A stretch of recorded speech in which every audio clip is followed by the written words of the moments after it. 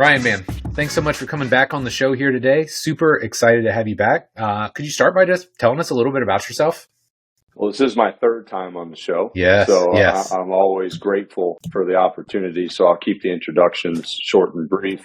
I know most people aren't signing up to listen to me talk about myself and where I've been. I've been a strength conditioning coach now for 20 years now. So I've been in the field for a little bit. I'm a husband and a dad first. So I married my 8th grade sweetheart. We've been married to close to 20 years now. So we've been together a long time. So she's my rock and my support, and has been with me every step of the way. Same goes for my children. I have 2 children. One's in college and one's going into high school now. So that's an interesting season of life. So we're navigating that the best that we can. But it's a really cool place to be. And then from a coaching standpoint, like I said, I've been doing this for a good bit now. Been blessed to be at a lot of different spots over the course of that 20-year career. So I started off at Robert Morris. Went from Robert Morris to Virginia Commonwealth University, University of Tulsa, Wake Forest University.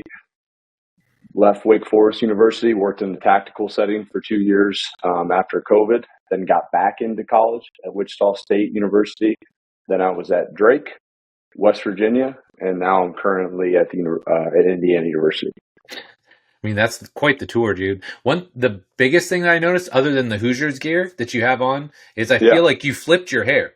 Before it was all on your face, and now it's now all up top. So I'm kind of jealous because the hair is rocking up top, dude. That's pretty elite flow. Yeah, it was getting long. You know, the beard was getting a little gray. We talked about the 20 years and being a lot of different places, so it was maybe showing my age just a tad. So I'm a little bit more clean shaven now. So it's a nice little change of pace, especially when people have never seen me without a beard. So this is what lies underneath. So the male makeup is gone, and it's time to show the world, who I really am. You really are. I love it, man.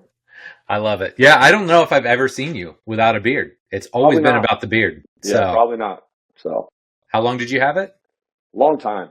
I don't even know. I grew it on and off, and I'm sure people joined on the podcast want to talk about my beard, but grew it on and off for a while, and then slowly but surely started trimming away at it, and then even rocked a mustache for a little bit, and the wife hated that, so I got rid of the mustache, and now we're clean shaven, so we're just kind of moving forward with that, so we'll see how long it lasts. I love it. Hey, man, if you come on the Physical Prep Podcast, everything is fair game, from S&C to business to manicuring of the facial hairs, whatever works. But, man, obviously, I think, like you said, it's probably been 5 or 6 years since you've been on. It's been a little while. And I've got a ton of stuff I want to cover with you here today because I feel like, obviously, you've been doing this 20 years. You've got a lot of great things to share. But one of the things that I want to talk about, really to just start out, is this tour of duty that you've had, right? Because, again, I was joking around before we came on. My wife was like, oh, well, he's at IU. Well, where has he been? And I was like, we don't have time for that, babe. This is like 7 or 8 spots. But right? And I think a lot of people can relate to this is, getting started in a new gig. It's hard, right? You are the odd person out. You are new. And honestly, especially in the basketball space or in the collegiate space, it's really important to set the right tone, set the expectations, and start to build that culture early on. So I think people would love to hear from you. Like, what advice would you have to someone that's in a new gig that wants to start things off on the right foot? There's always some pros and cons of jumping into different situations. Right? So if you look at it like you're taking over a business or you're stepping into a new organization, you only get one shot at your first day. You only get one shot at your first month, 6 months, like on to a year. Having some transitions now recently, you do get the opportunity to kind of reinvent yourself every time you step into a new spot because you can learn from your previous mistakes. You can learn from what the coaching staff wants, the personnel, the facilities, whatever limitations or whatever competitive edges that you do possess, you learn from those. And the first thing I do when I get into a spot, and this is me, but I make a list of all primary stakeholders and all disciplines that I'm going to interact with daily, from facilities to sports medicine, sports science, from our administrators that we work with, coaching staff, both men's and women's.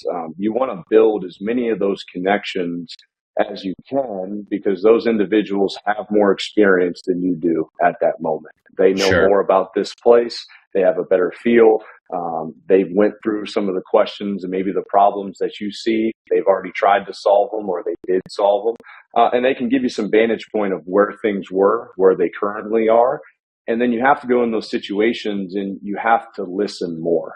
You have to ask more questions. You have to assume less things. And one thing I've been guilty of, it's easy to come in and criticize like what you don't like, but you have to take a moment to find out what these individuals are doing extremely well to get here in the first place. So at my time in the tactical setting, you're always going to make a list of top priorities, areas that you want to sustain, and then areas that you want to improve. As coaches, we're master criticizers, right? Like we like to point out problems. But what are they doing well? Because that does nothing but improve your workflow. If they're handling nutrition, if they're handling sports science, if they have these things in place that are operating at a high level, well, then just refine those and make those fit. At the same time, you can learn from those other experiences. Now you have that information, you have that intel to make more informed decisions. And then you can move forward in the right way.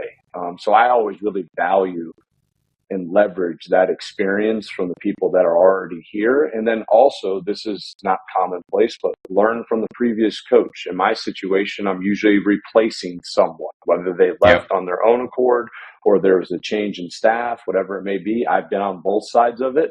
I always try to offer my support, and I've been, blessed to have people that have offered me support when I took the job and been very high level professionals during that transition. So long story short, you have these people here, use them, and take the time to celebrate the things that have done well, but also take the time to know you only get one chance on getting something rolling. You only get one first impression. So I think those are some of the big things from like an organizational standpoint. And then you mentioned standards. Standards are only beneficial if you're clear and explicit with them. So you can't hold anyone or any organization accountable to anything that you haven't been clearly explicit with. We're rigid in our standards, we're rigid in our non-negotiables, but we're flexible with the individuals that we work with. So we're trying to meet them where they are, knowing that it's a change, knowing that early on different is always better. And it's a change of pace. It's a new person, like the training, the personality, the music you play, all of these things are different, but that wears off. So like, what are you doing from a long-term standpoint to try to solidify that execution, to solidify the effectiveness over that long period of time when that novelty has really wore off? You know what I'm saying? So I think that culture is a collective effort. It requires collective accountability, and our culture in the weight room or in the performance space is nothing more than a continuation of our coaches' culture and expectations from our program. I may have been guilty of this in the past, if we'd have our environment and our experience, but in reality, you want those two things to align. You want guys to step on the court. They want to be coached a certain way. When they get into the weight room or you're on the field or whatever I'm doing with them, there's continuity in how we're treating and tending to like that living, breathing thing, which is the culture, and I read a book a long time ago. It was called Team of Teams. And they make this analogy of leadership being more like gardening than it is an industrial event. You're managing and tending to things, and there's this quote that, when you plant a flower, you don't blame the flower for not growing. I like that. You know what I'm saying? So you have to be able to tend to and to orchestrate the environment and take care of things in a way to know that the plan always works, but we may not just like the outcome. But ultimately, we are responsible for what's reflective. So I think that's the biggest thing, filter out the noise, filter out the negativity. There's going to be people with a lot of positive things to say about a place. Usually people with more negative things are more apt to speak initially. And you have to filter out that noise and really try to get through what the vested interest is, what the outcome where you want to be, and then try to manage it appropriately. Yeah. So I wrote this down because I think I'm closing in on 500 episodes of this show. Yeah. And I don't think I've ever had somebody where I've asked some permutation of this question where they said, no, like there are certain things I'll let stay, or that, hey, I'm going to do this audit. And in so many cases, it's, hey, this is the way I do things. This is my environment, my expectation, that. So it's very much about putting your own stamp on things versus, hey, maybe some things are already really at a high level and I don't have to like do a complete overhaul. So maybe we can just maintain that and then focus on these other things. I feel like it's actually really brilliant because it seems like it would really help manage your energy, right? You don't go in feeling like you have to blow the whole thing up and start from scratch. If some things are working at a high level, hey, great, let's keep rocking with that. Maybe sprinkle in a few things to make it a little bit better, but then you can focus on other things that maybe are needing more of your time and attention. 100%. And I think we forget, our head coach and our staff, like we are the CEOs of our environments and our areas, correct? Yep. The people you work with, and I've had phenomenal assistants. I've worked with great athletic trainers and support staff. They all have something to bring to the table. And when you're standing around or you're sitting around the table and you're having these discussions, you want individuals to be invested in what we are trying to do, because ultimately we're trying to do the same things. And by looking at what they're doing successful, if it's already rolling, maybe I refine it. Maybe I need to restructure it. Maybe I need to kind of put my own spin on it. But like just changing things because I feel like they have to be changed because we're new. I've learned that because I failed from it. I don't think that's the case in my experience, because it's just a mismanagement of energy and resources. Just refine it, keep it rolling. If anything, keep pushing it forward. But if it's critical to mission or to that objective success, then let's keep doing it. Because someone's doing a good job of it and they're invested. Let's leverage it to our advantage and then figure out the other stuff that we may be falling behind on. Yeah, I love it, man. So as I was going through these questions, it's interesting because you've been doing this for quite a while now. And I know a lot of people have questions both in the industry and out. They just have questions and they have thoughts about NIL and the transfer portal. Now, you've been doing this 20 years now, right? And I'm at 25. So I would like to think we've seen college sports evolve quite a bit. And you get a firsthand look, right? Because when you probably started, you're expecting, hey, somebody comes in as a freshman, you're going to have this kid 4 years. It was almost taboo in a lot of cases to transfer. It was like, that was a problematic kid, or, there was something else there. Now, right, you might only get a kid for 1 year. So I would love to hear, how does that impact you as a coach? And maybe how have you had to change your training process to account for this? I mean, when you think about the environment right now, it's constantly evolving. It's changing from year to year from when it first happened. And my thought process is I've always tried to be as fluid and as adaptable and as open as possible. Like, I want to become immersed in the environment that I'm in and not try to become complaining or I don't have as much time with the student athlete. Like you said, we used to get, 8 semesters with a kid. Now you've got 8 or 9 months. That could be a positive. It can be a negative. I know that complaining does nothing to change it.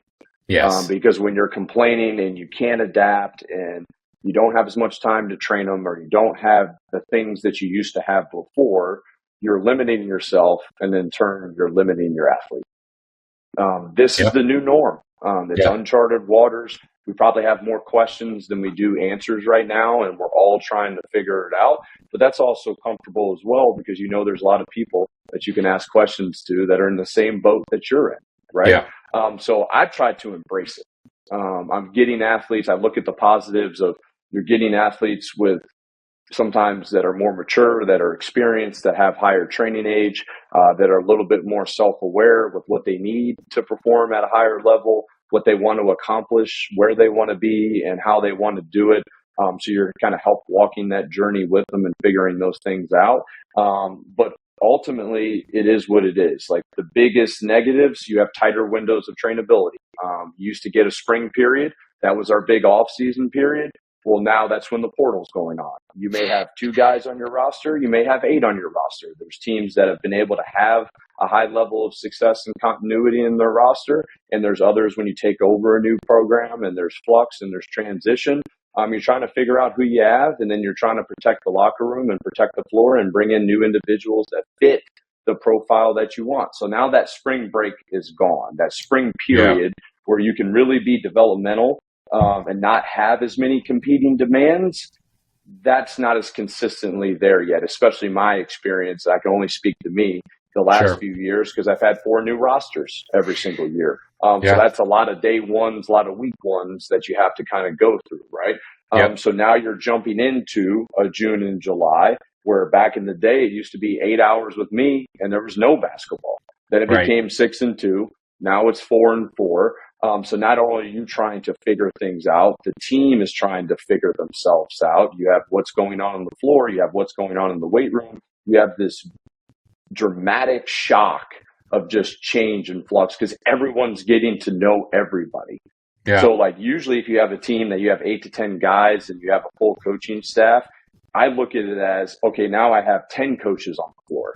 Well, now you're teaching everyone everything from how you warm up to how you train to how you put your weight backs. This is a clip. This is how you put it on. It's not that simple all the time, but you're having to refine and relook at those processes to make sure that you're setting them off for success. But at the same time, they have to play, and you only have a short amount of time to learn them and get them ready. So we used to have time to build them. Now, block zeros, and we're going to teach them the fundamentals of moving. You're jumping right into practice. You're jumping right into training. And now it becomes, how can we get you better right now? How can we help you grow into your role? How can we help you, assimilate and integrate with your teammates and build bonds and relationships there? And then what can we do that's going to move the needle? So you have to look at your training. You have to look at what you're doing in that hour time frame that you have and say, what can I teach? What can I coach? What do I embrace? What do I feel comfortable with? What are my bias? What are things that I need to get done?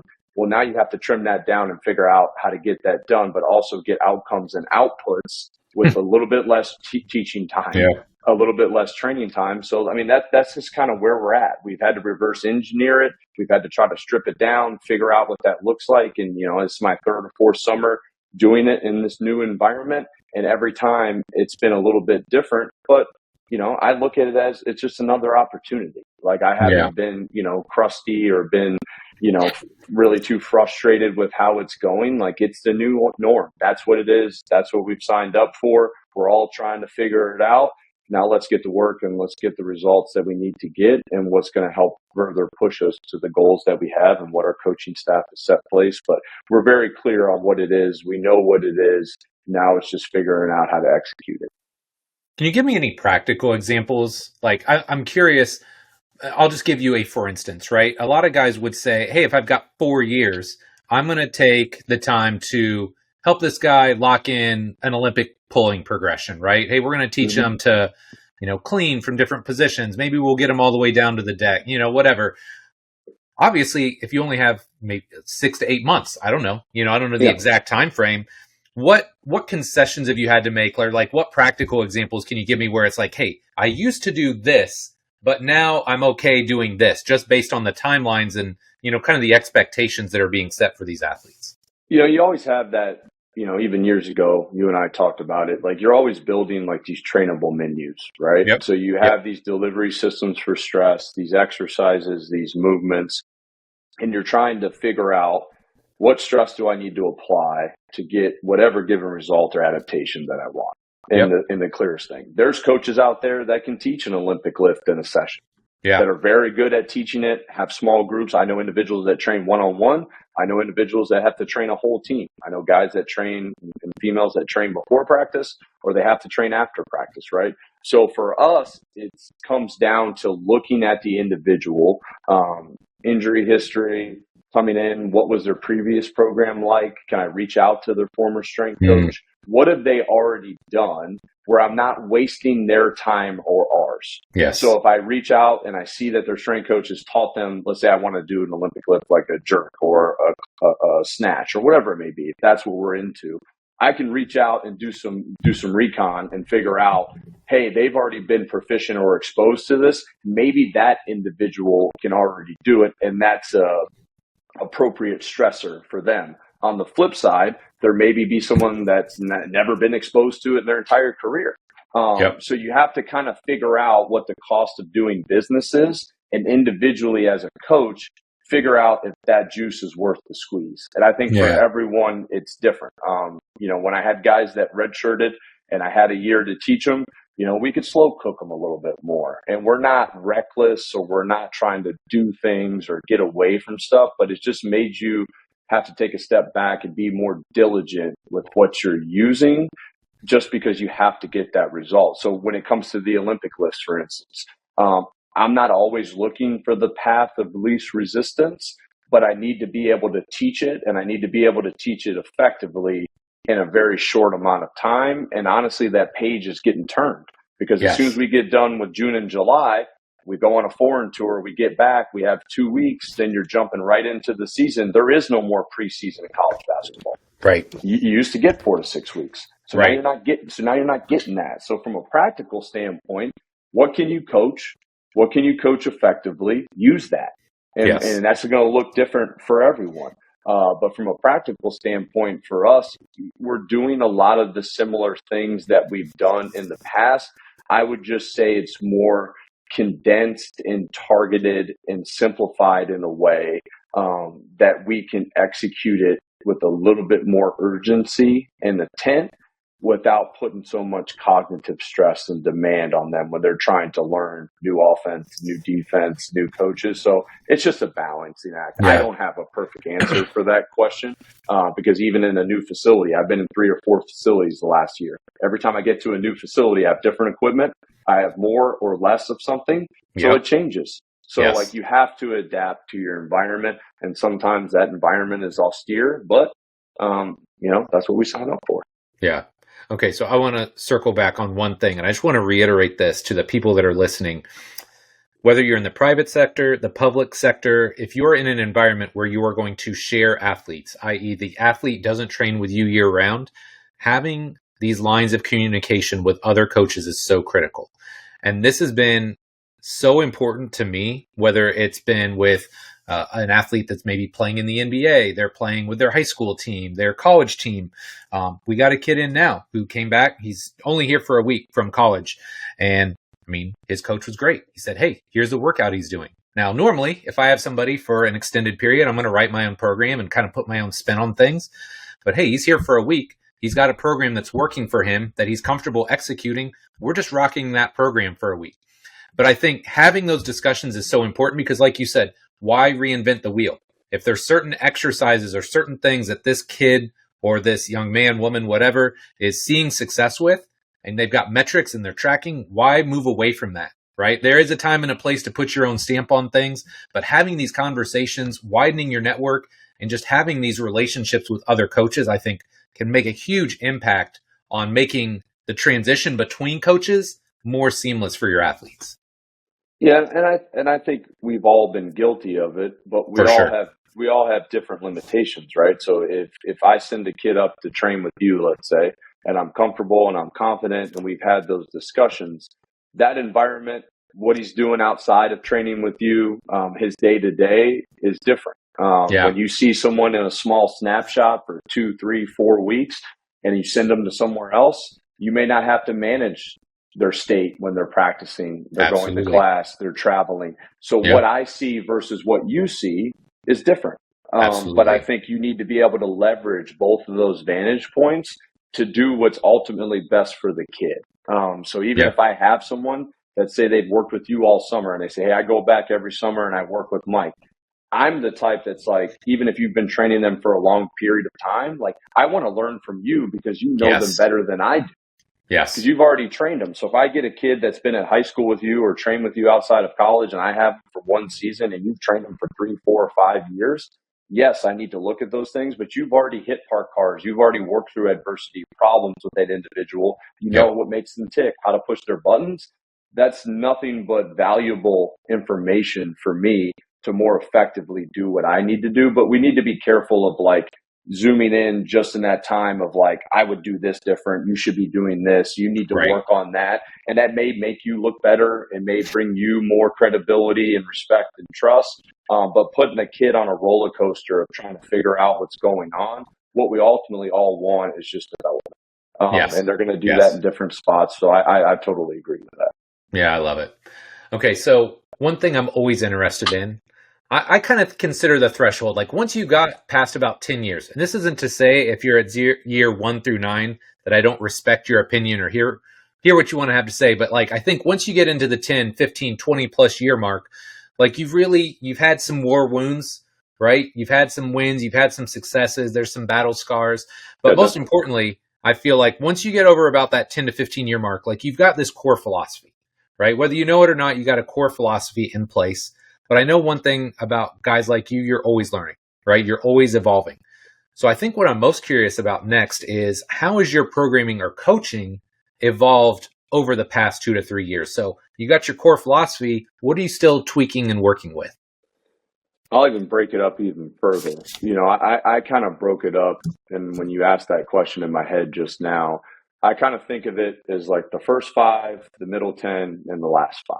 Okay. Yeah, So yeah, the first five, and I had this conversation with a lot of young professionals. And they, where did you start? Where did you learn? What did you read? Where did you go to? When you and I started out, it was books, it was site visits, then Elite FTS came, but you hmm had to pick up a phone, call someone, go yeah, somewhere and see it to yeah, be able to get that information. But yep, when you're younger and you're first starting out, and this isn't a negative, and I think sometimes people think it is, but you mimic and mirror what you see and experience. yes, So yes, the coaches you have around you, who you look up to. I was a power lifter when I first started. So Louis Simmons and Westside Barbell and even the staff I worked with, everybody was doing reverse hypers. Everybody was doing glute ham raises. yep, Everybody squatted to a box. I can't look back on there and say, oh, what was I doing? Because like at that point, that's what I knew. And yes, that's what I've seen. And that was appropriate for the experience I have, which we're all limited by, and I'm still limited by to this day. So yep, like I did what I respected, what I valued, what I admired, and my programs were reflective of that.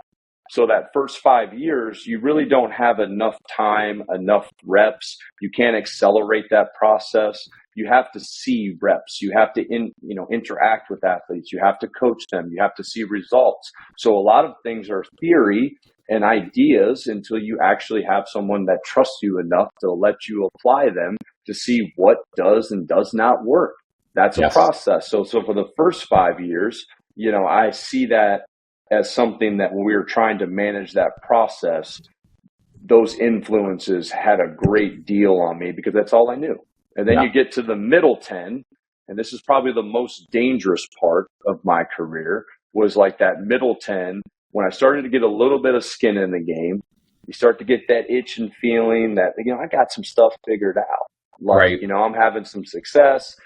People on Instagram and social media, and I'm doing these presentations or these podcasts, and there's like all this audience of affirmation, and you're doing these things, and you're getting this feeling because now you feel like you have a little bit of competence. You dug your feet in the sand a little bit, and you've figured some things out. You've been able to push boundaries. So the pros of that during that middle 10 years is we were always looking for what was next. How can I be on the cutting edge? How can I be outside the box? How can I be the first person to use isoinertial flywheel training devices? Like, what are the cool kids using? right, I'm writing programs not only to improve my kids, but to impress my colleagues. yep, So it wasn't just about who was in front of me and who I was responsible for. I wanted Mike Roberts to look at my program and say, hey, man, like that's good. Ryan's pretty sharp. He's got it figured out. Like I'm trying to impress people with Yeah, what I'm programming, and I've had a lot of great influences. But you start to lose sight of like what you're really trying to do. But it's vital in your growth because again, you're starting to look at different ways to train, different ways to implement things, and you're pushing the boundaries of what you do, but at the same time having that need to have validation and credibility. yes, So in the middle, that's what you're kind of feeling, right? yep, And then like the last 5 years of my career, and it's really become where now my life experience is kind of catching up, and my training and my coaching experience is catching up to my life experience. So I've learned some things on both sides of it. yep, I've had the ability to fail forward and make some mistakes and go through that. I've went my whole career avoiding this one event happening, which is getting fired or getting removed from a team. And once that happens and the band-aid's ripped off, now you can kind of re-examine and look at what you're trying to do. But you get to that point. You were pushing to stay on the cutting edge in that middle 10. Now you're on the back end of it. You're getting a little bit older, a little bit established. And what I find now is you still have to push to catch up to those individuals that are they're applying pressure. Yeah. Like on Instagram, I watch them and I'm like, man, I used to be that creative, or I used to question things to try to do that. How can I stay away from just saying, yeah, I've tried that and it didn't work? Or, hey, I like these movements, these strategies, this periodization model, whatever it may be. I'm just going to do that because that makes sense. No, I want to bring as many young coaches around me that I can, because they have that curiosity and they have that fire. And sometimes they're naive enough because they don't have enough experience, or they don't look at it as the same lens that I have. So when people speak to me, it's like, you ever done box squats with bands? And it's like, kind of take a second and you're like, yeah, I've had some experience with that. What's been your experience? And then you let them speak and like talk about what they're experiencing, because they may know something that I don't know. I don't know. Yes. It's a learning opportunity that you can kind of figure out. But like, I'm at the point in my life where I search out individuals and I want to know what they do well. And I'm not afraid to admit it. I used to go visit people and I'm like, I don't like the way they're teaching that bench press or that squat. I would coach it like this. Why don't they do this? Why don't they do that? And I've completely shifted that. When I go to a facility or I meet a coach, I want to know where you provide value, where do you make an impact, and what skills and traits do you have as a practitioner that has allowed you to assume the position that you have? Yeah. What is that? Let me take that. Because that'll make us better. That makes my kids better. It makes our athletes better, our staff. So that's where my focus is, you know. And so like the last 5 years, I have this mantra I tell myself, and it's day one, but better. And what I mean by that is the first warm-up I did at Robert Morris with Todd Hammer, who's my first mentor. He had to go out of town. I've never ran a warm-up in my life. No dynamic warm-up, have never done it. And he said, hey, you got to cover Friday training. I got a few weeks on the job, and I'm like, I am petrified. Like I'm looking up all like Eric Cressy, and I'm looking up, you know, Parisi Speed School and all these coaches. And I'm like, how do I run this warm up? And I remember looking at that sheet and looking at the exercises, practicing it in the mirror of how to figure this out. At some point in my life, I viewed the warm up just as a warm up. That excitement and that anticipation and that paranoia locked me in to making sure that that thing was ran and executed at the highest level. From the first time I trained a basketball team to field hockey, and every time that I stand in front of an athlete, I don't ever want to lose, and I still do it to this day. I don't want to ever lose those, you know, that butterfly or that anxiety that I have before I step in front of a group of young athletes and student athletes, because our responsibility is so great. Like they're entrusting us with their health, they're entrusting us with their development. And I want to have that curiosity and that white belt mentality, because that's what's allowed me not to really have to work. Ever. To this day, everything that we've been through, and I'm sure we're going to talk about it at some point when we get to the final questions, but everything I've been to, like, I never get tired of this. In the sense of like, there's always something to learn. Like I'm going to leave this conversation and there's going to be something that I'm going to re-examine or that I articulated. And now I go back and be like, man, I'm going to go look at some of my old programs. And you'd be shocked to know how many things I was doing better back then that I need to re-implement now, because I put so much time into what I was doing. So I think when I look at how things have changed, probably the biggest thing that's changed has been me. And how I view the training process, how I interact with the kids, what I get excited about, you know, what gets my attention and our kids' attention, and then other things where we can navigate that, but it's not the end of the world, you know? But I think that's kind of been like the biggest thing, is just continuing to challenge myself and our staff with how we're doing what we do, like every single day, you know? So I think that's the most exciting thing, is just not getting bored with getting better and finding problems and searching out solutions for those problems. And because that's like where the real work really begins. So I think we have to continue to stay curious. Yeah, I love that.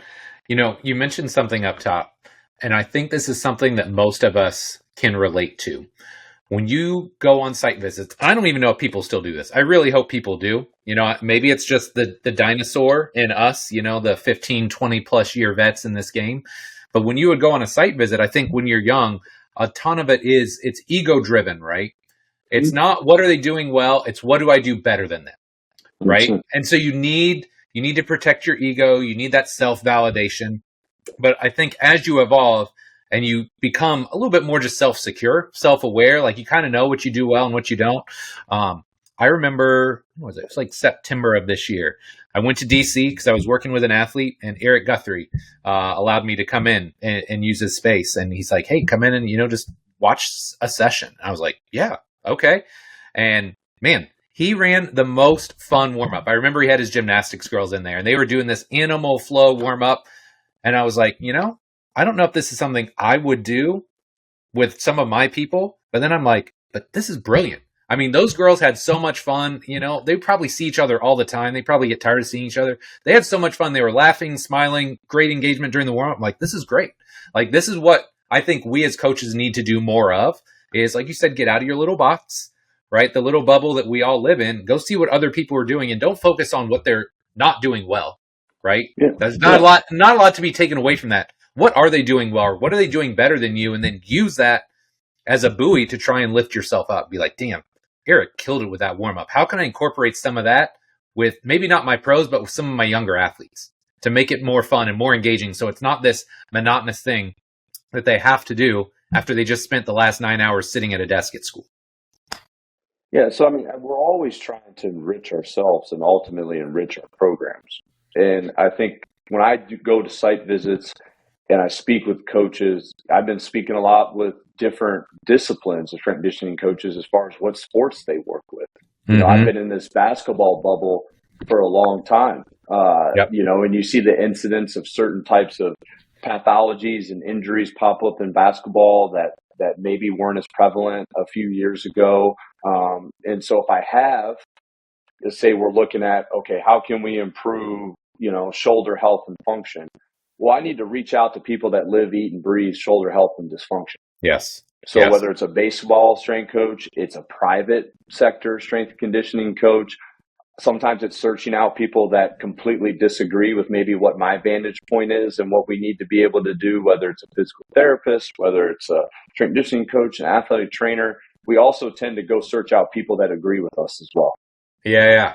So like back to the whole audience of affirmation, when you're on the dark side and you're a power lifter and you're on Elite FTS and Coach X and all these guys were on there, you tend to search out people that think like you because it goes back to the validation piece. Like what I'm doing is what we need to be doing.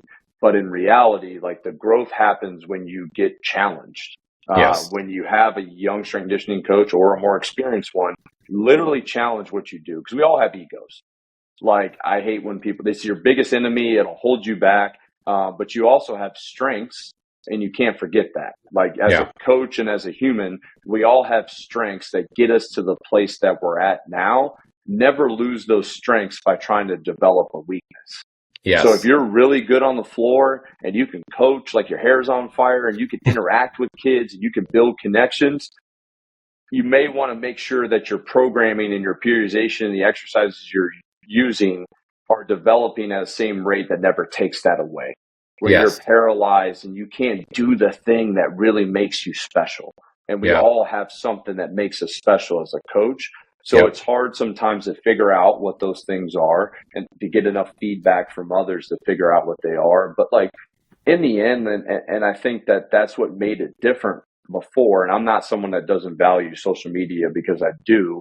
But like it took a lot of effort and work to go figure out what Mike Robertson and Eric Cressy are doing.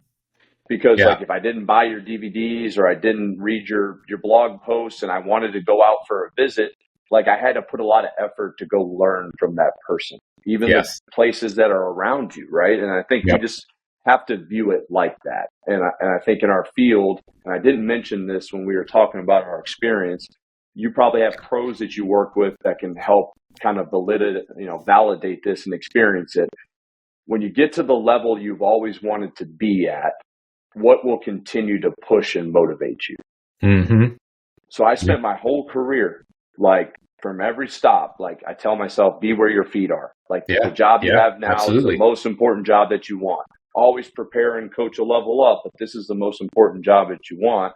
But I knew what I was chasing, and I knew where I wanted to get to, and I've been able to get there and then go to another place, then back up and back down. You know, what's going to continue to motivate you when some of those external things like logos, situations, budgets, exposures, you know, where are you going to continue to find that fire and that relentless pursuit once you achieve something that you ultimately wanted to achieve your whole career? That's a very precarious position as well. Yeah. Because you have to do a lot of introspection and very recognize that's where you're at, you know? Yeah. And I think that's something else that pops up when you talk about the site visits and getting around people. It's like, I'll go to a coach now that has 6 or 8 teams and runs a whole department because I've been there, has responsible for 20 something teams, has 1 assistant and a GA. I want to know how those guys are getting the job done. Absolutely. Because from when it comes to like operations and it comes to processes and it comes to like, how do you implement a program and do it in sheer chaos? You can learn something from those guys that have done a lot without a lot. Yes. And don't always chase people that are starting at one point. And it's just like, just give people the opportunity to improve and be impressive and to give you something. It's a gift, you know, and I think you got to give people the chance to do that. Well, I think the other thing is the longer you do this, the more you realize very few people are right or wrong. There's people you may agree with more you may agree with less, but so much of it is contextual and the environment. And when you start to understand, hey, there's a big difference between the coach that works with a high school athlete one-on-one versus the one that works with them in a small group versus the one that works with them in a team environment versus the one that works with them in a high school environment where there may be 100 other kids in a weight room and it's you and one other coach, right? So many of the things that we would argue about, it's like, hey, a lot different environment if I got a kid one-on-one for an hour and it's just me and him versus if he is one of 50 other kids that I'm actively supervising in an hour-long advanced PE session. Hey, man, the rules of engagement are totally different. I think that's one of the things I always come back to is before I step back and, you know, put on my judgment hat and say this coach shouldn't be doing this or this is wrong. It's like, no, give me the rules of engagement. Give me context so I understand why they're doing what they're doing. Yeah, and I mean, you make the key word there was context, because I think we're in a state now where Twitter and Instagram and TikTok, and we have so much content without the relevant and the requisite context to figure out why that individual is doing what they're doing. Now, you can judge them for what they're doing, but you're also not in their shoes and are not there. If I'm a college strength coach where my kids have to come see me and I'm handed the keys, well, it's a lot easier for me to retain my customers. Yep. You know, if you're in a private sector, there is connection, there is entertainment or entertainment that you have to do because that's a part of the process. That's a part of what separates you. So their environment and my environment are completely different. You know, I've posted videos or of pieces of exercise equipment that no one really has access to. They like to look at it, but you don't have it. So you can't do it. So I can give a whole presentation on flywheels, but if you don't have a flywheel, you get the information like that's my context. And I have our athletes and our certain set of limitations and our certain set of advantages that we have. It's important to realize those things. But like we're in an age now where, you know, things are visible. So in turn, they're viable. But you also always, if you find something that's interesting, which most people are, you know, are good about responding to, before you disagree and or agree with it, just reach out for the necessary context. Why did you do this? If it's me, I'm not going to spend 15 minutes setting up an exercise that's going to take 5 minutes because I don't have the time with our environment and the way things are structured, how we train before practice and everything else. Just because it doesn't work for me doesn't mean it doesn't work. You know, so I think that's an important piece too, like that context and really getting behind why that individual is making those decisions. You got to have it before you can make any rash decision on what's actually happening. Yeah, for sure. Okay, so I want to pivot a little bit and talk about just more the personal side Mm-hmm. of coaching. And let's be honest, frankly, some of the downsides to working in collegiate or pro sports, because your head is always on the chopping block, right? Whether it's your job or your head coach's job and you're tied to him.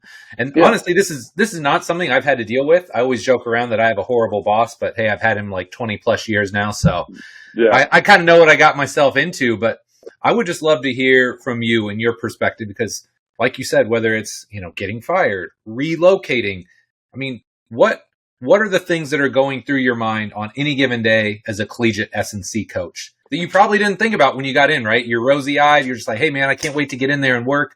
But talk to me about the realities of being in the profession, raising a family, relocating, and all of the other stuff that comes with that. All right. How much time we got left? I mean, as much time as you want, dude. Like, this is an open forum.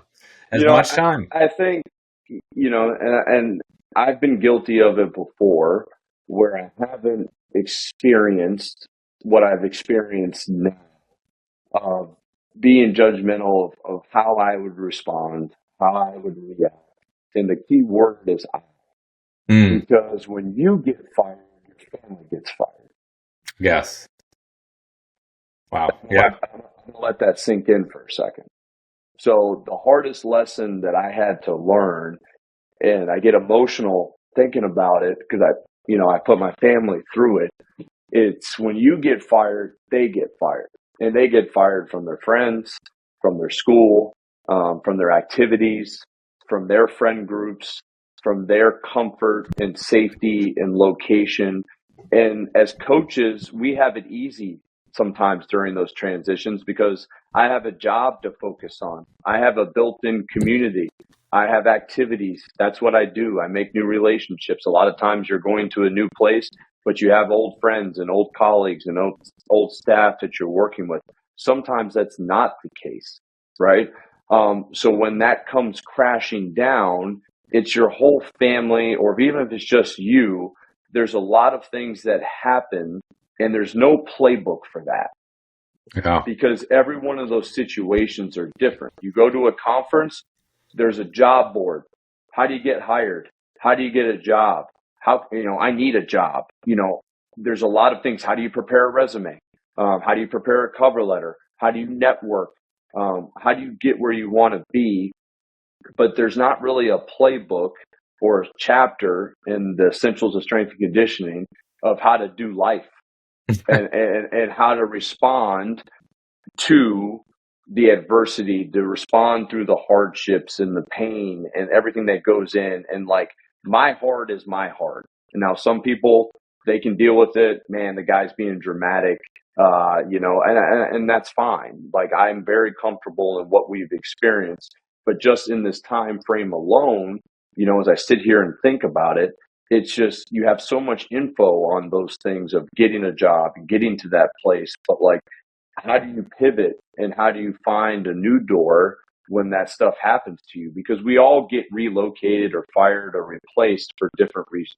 Sure. Sometimes it's based on production. Sometimes it's based on preference. You have trust, you have fit, you have relationships. There's risk involved for every staff. They want people around them that they have experience and trust with. I've been hired because of that reason, and I've also been fired because of that reason. And I don't carry any animosity because of it, because I know that's what I signed up for. But at the same point, my family and my wife and my kids, and I know they say like they're all about it and they're excited for me, but I know what toll that really takes. Yeah. And I don't lie to myself and say that every move that we've done, that they've been excited about it. Because early in my career, I started off at Robert Morris University, got my first GA. Then I got my first job. I don't even know how much it paid me, but I just wanted an envelope that said Ryan Horn, strength and conditioning coach on it. And that was the biggest moment of my life. Yeah. But at the same point, like, how am I going to support my family doing this? So you make your way through it and you go through those stops, and you have coaches tell you, you're not a real coach until you get fired, and wait till this happens or wait till that happens. And it does happen. So you go your whole career, and the higher you go, and I say higher because jobs matter wherever they are, but when you get into different roles, there's different expectations. There's different behaviors and norms that you know this is what you signed up for. This is the risk, this is the pressure, this is the stress, but also this is the reward. You can weigh those two things and figure out, okay, what does that look like for us and for me? I've never not been a coach and also have not been a father and a husband, because my son was born before I took my internship and my GA. I was married before I took my internship.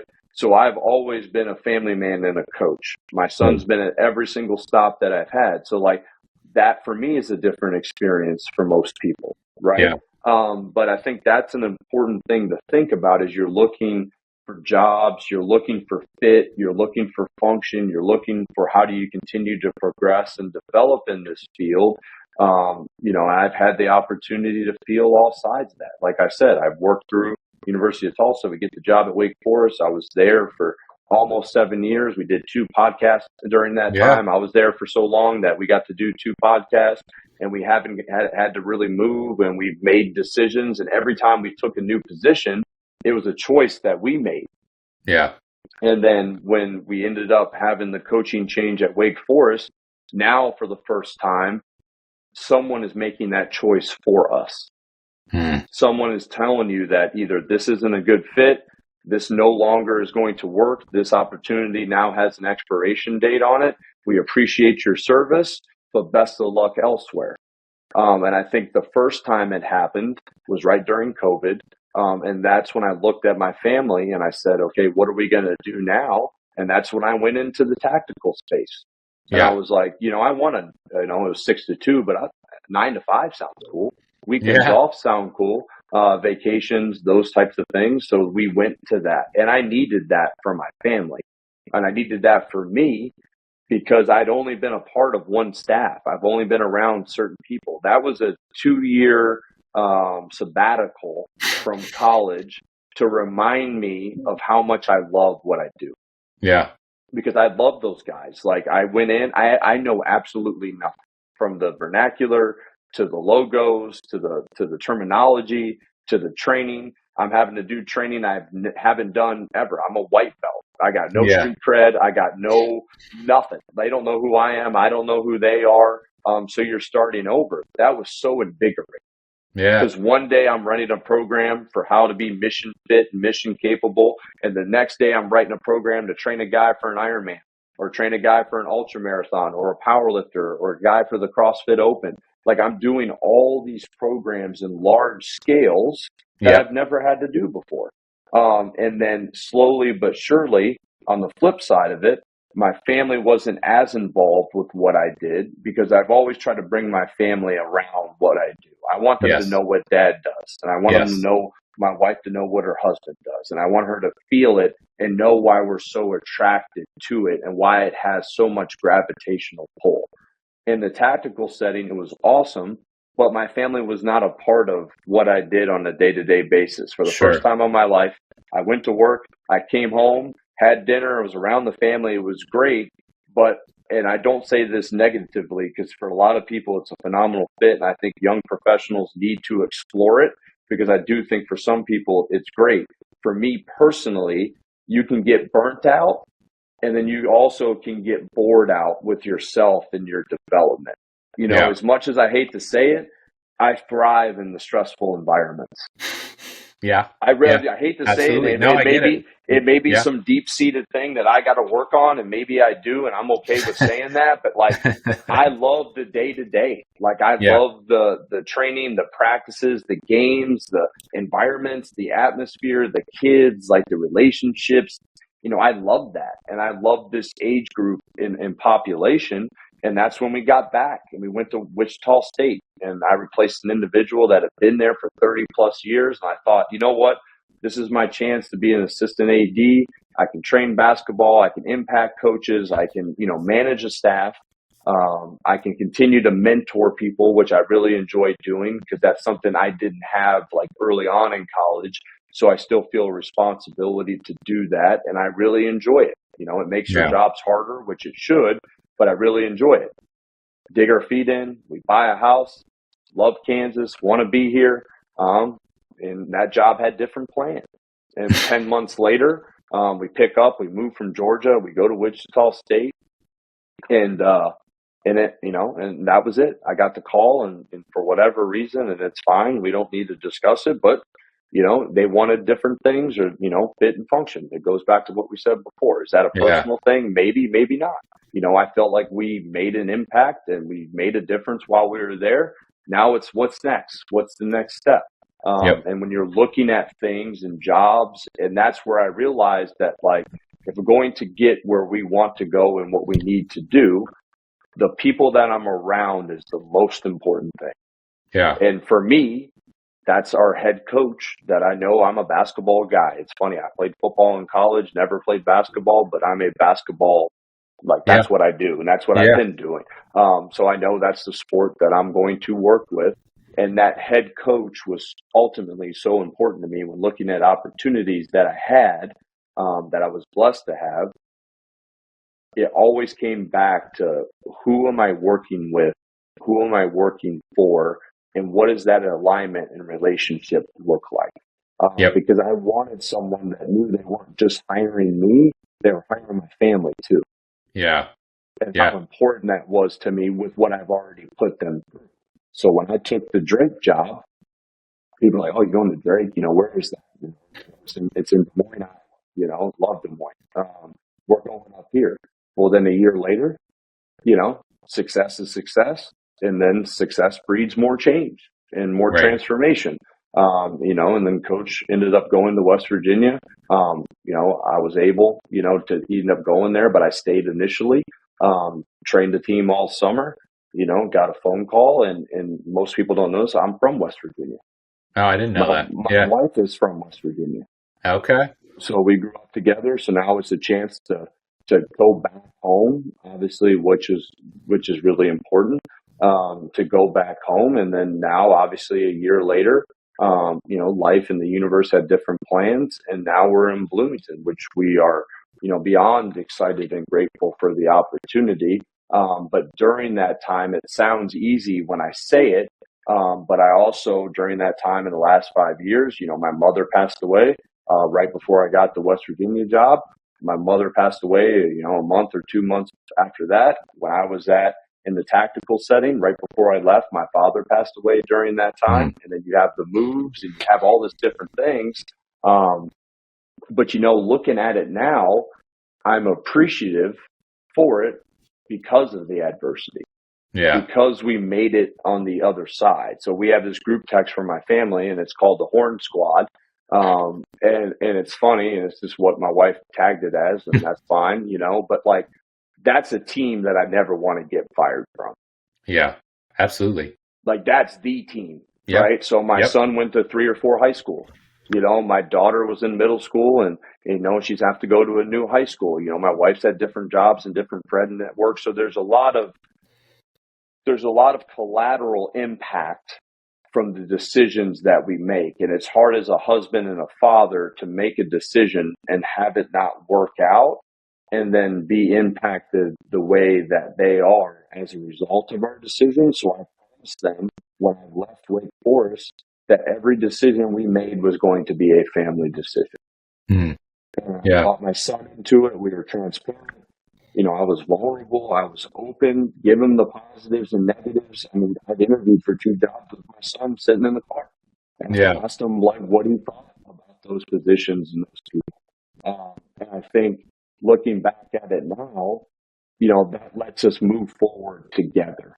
Because we've all had a chance to voice our opinions and to see where we're at, what we ultimately want to do. So I know I'm getting long-winded, but I do think this is not the most important thing I can discuss.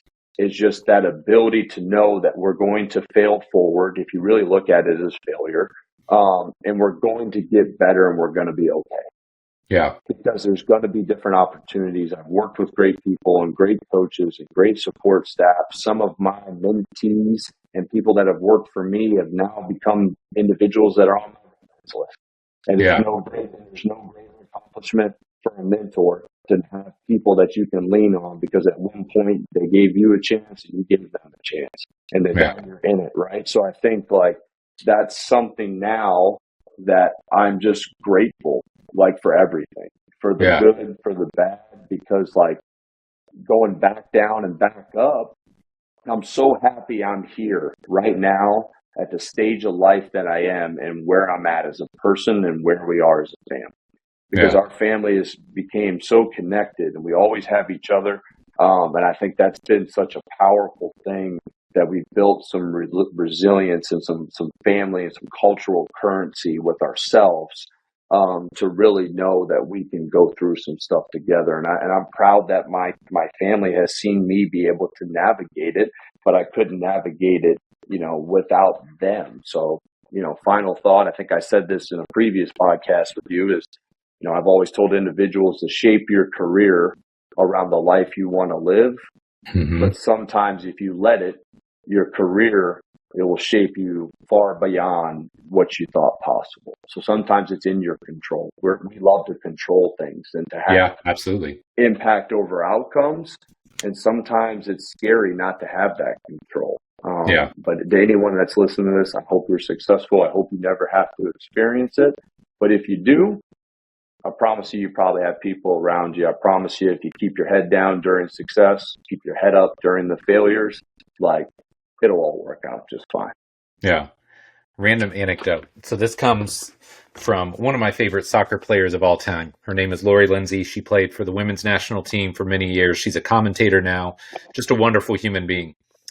And I remember at one point, her and I were just discussing, like, dude, I mean, she's at the top of the food chain, right? Like, you don't get higher than the U.S. women's national team. And I said, well, like, what really, like, moves the needle at that level? Like, how do you impact, like, whether you're playing and you're not? And she's like, you know what?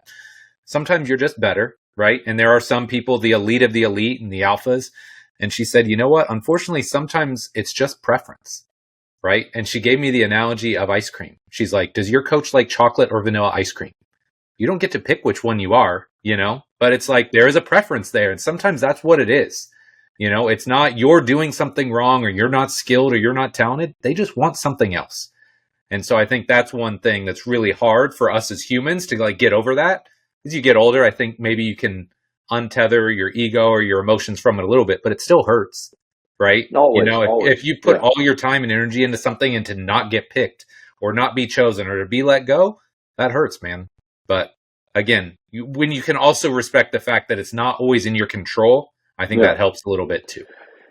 It can help dampen it, obviously, a little bit, but you also have to take ownership and accountability to know that you contributed to that event as well. That's true too. So it's easy to deflect it and rely on, well, it's preference, which is the case sometimes.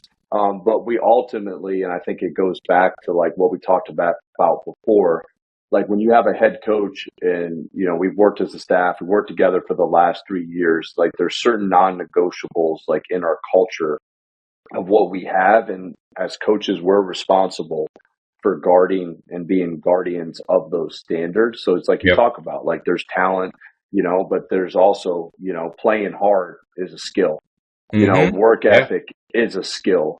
It's a separator. So we live and breathe that with how we coach and how we train our athletes. But like that fit piece is so important when you're making choices on who you align with, because it ultimately determines not only what happens while you're together, but if it comes down to it and you're not, you want people around you that can support that. But it's just important to be aware of both sides. Yep, agreed. Okay, one more question here, and then we'll do a little lightning round. But yes, I've said for many years now, I think in some ways it's potentially harder to become a great coach or a great program designer now than it was in the past, just because there's so much information out there and there's so much FOMO going on. So with that being said, you've had people underneath you, basically from the get up, and I'm sure you probably got interns or assistants now. What advice would you give to a young coach or intern now who really wants to be successful? Yeah, and I think that's like one of the most pressing questions for a lot of people, like getting into this field. And I can even say it, my son has a little bit of fire and passion to want to be a strength coach as well. I love that. Yeah. Which is also crazy because he's seen it. Yeah, So absolutely. he knows Knows what exactly he's signing up for. yeah. There's no naive, there's no being naive there. So he's seen Yeah. it, which is pretty funny. But I would even use him as an example. As a freshman, they've already done studies and looked at force plate analysis and Wow. velocity based training and all these tools. And I'm like, man, as a freshman, like I That's would have cool. did anything to be like exposed to that. So back to like the FOMO, I think a lot of times we are drowning in information of so much things that make us question what we're doing, how we're doing it, especially when you don't have a lot of experience, because you do have that fear of missing out. Is this good Yes. enough? Is this advanced enough? Is this complex enough? But I always tell interns, assistants, whoever I work with, one, there's an old quote that the truth is always easy to remember. So don't do anything that you don't have a full understanding of. Yeah. Like examine it, question it, ridicule it, audit everything that you're doing. But at the same time, don't let that information or that influence paralyze you from putting forth the best coaching and program that you can do. Understand that we're always going to be limited. Louis Simmons used to say the best program's the one you're not doing. So there's always Yep. a better program. There's always a better exercise piece of equipment. That's always going to be there. So I think with that confidence and competence is you have to do what you can coach. You have to look up to and lean on people that are doing the things that you want to do at the level that you want to do them at, and learn from that. And then also too, I saw this, and I'm going to give credit where credit's due, but I saw this video of Buddy Morris talking about programming and training. And we know Buddy's personality. He's been doing this for a long time. I look up to him. I've had the pleasure to see him coach and see him train. Yeah. But he had this quote that I think is powerful. When he looks at a group of 12 sprinters and their training and what their coaches are doing, he doesn't look at what's different. He looks for similarities. Yes. I've heard that before too. I love that. So all those 12 individuals do the same thing with coaches. Like when you're looking at programs, you're looking at what Berkoshansky did or what Isher's block model is, and like that's not going to fit here because that's not how it works. But you can look at what are the similarities of athletes in your environment or area. What are they all kind of doing, and what are they all kind of doing well? What are those physical capabilities? What are those cognitive processes? Like, what are they doing well? What are they feeling like? How are they doing those things? Just focus on that and periodize your programming and your professional development just like you would with training. So like find out where your strengths are. If your strengths are in the rack, in the weight room, and strength development, we'll take a little bit of time to work on EST, work on performing the needs analysis, go to a couple practices, figure out how to be a PhD in the sports that you're trained in as well. Because that's only going to help enrich your program. So I think a lot of times it's just understanding those buckets, knowing what buckets need to be filled, and then devoting your time to that and to figuring those things out. And then try it and understand that it may or may not work. And if it doesn't, reject it. Come back to it later. If it does, keep refining and repeating it. But we're in a constant state of researching, applying, refining, and then repeating. That's all we do. It's a continuous circle of just every day, like day in, day out. So I don't know if that actually answers your question. But for young coaches, I think it goes back to what I said before. Know what makes you impactful and how you're going to add value. Yeah. So if a coach calls me and say we have a job available, the thing I want to know is, one, how are the traits that I can't train and develop as far as you as an individual? Like, What is your personality? How do you communicate? What drives you? What sense of duty and responsibility do you have? What do you bring to the table every day? What are those traits that I can't teach on a whiteboard? What are those? I can teach the programming, and I tell you, like, you don't need to be me and program like me. That's not what I want. But I can offer influence and offer information, right? But the most important thing I want to know is, can I do day-to-day with you? And how are you going to make an immediate impact and value? And I think anyone can impact and value a department, an organization, and a program for day one. Don't limit yourself by your experience. I tell people this all the time. If you're going in for an interview and you're worried about because you're young and you don't have a lot of experience. Well, being young and not having a lot of experience is a force multiplier. Yes. It is something that creates an advantage for you because you are willing, you have initiative, you have hunger. Like, use that to your advantage. We all have advantages. Lean on them and lean into them. And that's okay to have that. But that's what I really want to know. And look at the same thing with the program. Is this going to impact and add value to what we do? Or is it going to be a detriment and a distraction to what we're trying to accomplish? Weigh both things. Keep moving forward. Yeah, I love it, man. Fantastic answer. Okay, last but not least, lightning round. Four fairly short questions. Yes, here we go. Yes. Man, number one, dude, in case they didn't notice, they're not watching the video or they're not totally locked in. You're at IU now. How long till we actually get to hang out in real life? Hopefully sooner than later. I've actually been in town once or twice. I want to go up there. It's something that we obviously need to do, but I haven't been there since I spoke at your conference a long time ago, which was an awesome experience. And we had some great coaches there and some great fellowship. And I got to bowl with Davidson, Dr. Pat Davidson. So that was fun. Not on my bingo card, but hopefully sooner than later. Yeah, man. Yeah, I'm excited to hang out, dude. I'm excited. Okay, talk to me about those 2 years in the private sector. Man, what did you take away from that? I've mentioned it a couple times as we've already spoke. One, you have to earn the right to coach someone. Mm-hmm. So what I mean by that is in college, they show up. I have my population and my clients. They get a time of when they have to be here. We do the training. We work through it. We do it. In that setting, you had to earn the right, the respect, and the credibility to train individuals because a lot of times they don't have a requirement to have to train with you. Yep.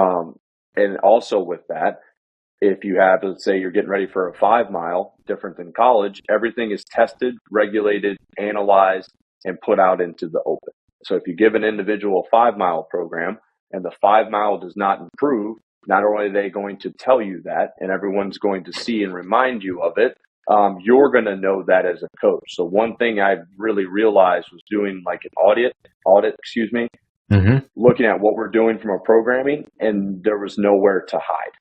Yeah. Because like if you tell someone you're going to make them faster, you tell someone you're going to make them more durable, then that needs to happen. Yeah. So like that was crazy because that was a lot different and it was, welcomed and a good change of pace. And then 2, stepping into a role with 15 plus years experience and feeling like an absolute beginner again was a big check. Yeah, sure. Because you build up a reputation, you build up credibility in a space and environment with your colleagues, with other coaches and athletes, and you have something you can stand on because that's your life's work. When you get into that environment, I have 0 days of coaching and training and those types of things in that environment. So that was a good ego check, and I appreciated that. But more than anything, I just appreciated the individuals I got to work with every day. Yeah. Like that was such a tremendous impact. Just such great individuals, so much on leadership and organization and how to do those things and just staying like adaptable was huge for me. So I think those 2 years was that. And then the last thing I would say, it reminded me of what's important in my life, in the sense of being where I need to be when I need to be there, but being more present and impactful. Because even during those 2 years, I had more time with my family than I ever had. But at some points, I questioned if I was as present and I was as impactful as I was before because I didn't have as much of it. Interesting. Yes, so the quality versus quantity. The quality versus quantity, because that's human nature, to become complacent and fight that complacency, to be comfortable and content with who I was as a husband and a father. I think that was something where I needed to check it, that more doesn't always equal better. To be present and to be impactful and really appreciate that time, because now that my son's in college, I don't get to spend as much time with him as I did in the past because he's in a new season of life. But they're also sobering reminders of we're constantly evolving. Yeah, I think that's why I appreciate you so much, dude. You are so introspective. It reminds me very much of myself. kind of going along with that last question. I mean, how are your kiddos doing, dude? I mean, you got a freshman in college, you got an almost soon to be freshman in high school. So it's crazy. It's crazy watching them grow up, even though it's on the internet, you know? Yeah. And you say that, but I'll meet people and it shows you how powerful, like social media is and Instagram and Twitter, because, you know, I'll see people at a conference and they're like, man, how's Addison and Landon doing? Man, I saw him. He's at Lindenwood now. Like they feel a connection with what you're doing. And I think that was always my goal. You know, when I don't view myself as someone that creates content or creates things I just put stuff out. But I thought at the time it was important to show like all aspects of coaching, not just exercise. Like we have children, we have a life, we go to put shopping carts away and we go out to dinner and we go on vacations and we do things together. Like I thought that was something that was important for not only like myself and my colleagues, but also our student athletes to see that, like, you know, Coach Horn is this person, but he's also, you know, a father and a husband and everything else. And I've probably been a little bit more of a quiet professional now lately, and just doing my work and keeping it where it needs to be. And just focusing on that and more on production and less on promotion. And I found that helps me protect my piece a little more. But at the same time, I do like impacting and getting messages that it makes a difference. So I think my kids are doing awesome. My son, like I said, he's a freshman. He's an Olympic weightlifter at Lindenwood University.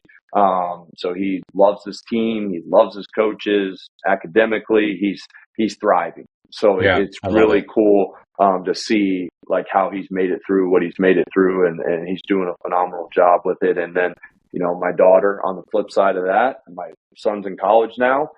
Now my daughter and I have more time to spend together. So it's just cool to know and to see and be aware enough to have like those special moments and just really appreciate the opportunity I have. And then, you know, like I said, my wife's she's an absolute rock star. She's the backbone of what we do, and she doesn't complain. And she's the ultimate companion and coach's wife. And, you know, I've been very, very grateful to have the support that I have from her, from the kids, and even from the staff that I've worked with before, because those are the people that raise the floor for you. They push you up. Absolutely. And they're the ones that do it without the applause. You know, they're just behind the scenes. So it's a cool thing, man. Life is good day by day. Just trying to take, you know, what we've learned and apply it every day and just be grateful for it all. Yeah. When you talk about wanting to be great at your job or continuing to find ways to motivate yourself, find your family is a pretty good motivator, right? You want to make them proud and show them that, you know, dad is a good human and loves his job. And, you know, I don't know. Those people inspire you quite a bit, I would assume. So that helps drive you forward too. No doubt. It's also important to let them see that dad's human too. Yes. Agreed. You know, you figure out who mom and dad are, and you go through some experiences in those phases where they're Superman and Superwoman. And you realize too, like when you're vulnerable enough to show them that, you know, we're all going through things. You know, I've seen them be more apt to share that and to verbalize and to let us be a part of that with their life too. Because that relationship is reciprocal, because there's trust there. Yeah, I love that. Okay, last but not least, what's next for Ryan Horn? What is it? Was it Tuesday? Yes, today is Tuesday. Yeah, we got 2 training groups tomorrow, and that's what's next for me. I love it. I'll have dinner with my son tonight. So we're together, and the rest of the family will be up at the end of the month, and we'll finally all be back under the same roof again after all the change and the transition. So that's where I'm at. I love it. Don't look too far ahead of that. I don't say that in a cliche way, but that's all I'm focused on. I'm grateful for the seat I'm sitting in right now, from the conversation that we're having and having this opportunity. And I just hope that we can do right by those that entrusted us with it. Yeah, I love it, man. Well, Ryan, as always, it's amazing catching up with you and just seeing all the amazing things that are going on in your world. Where can my listeners find out more about you, connect with you, whatever? Instagram and Twitter is Ryan Horn 45. I do my best to respond to messages, and when people reach out, Love to have a discussion. Love to meet new people, new coaches. If I can help anybody, it's the least I could do. If you tuned in for the last hour and 15 minutes, I can reciprocate the favor and your patience and attention, but trying to help you in some way as well. So if you want to find me, that's where I'll be. I love it. Well, Ryan, my friend, thanks again, brother. I really appreciate it. Appreciate you.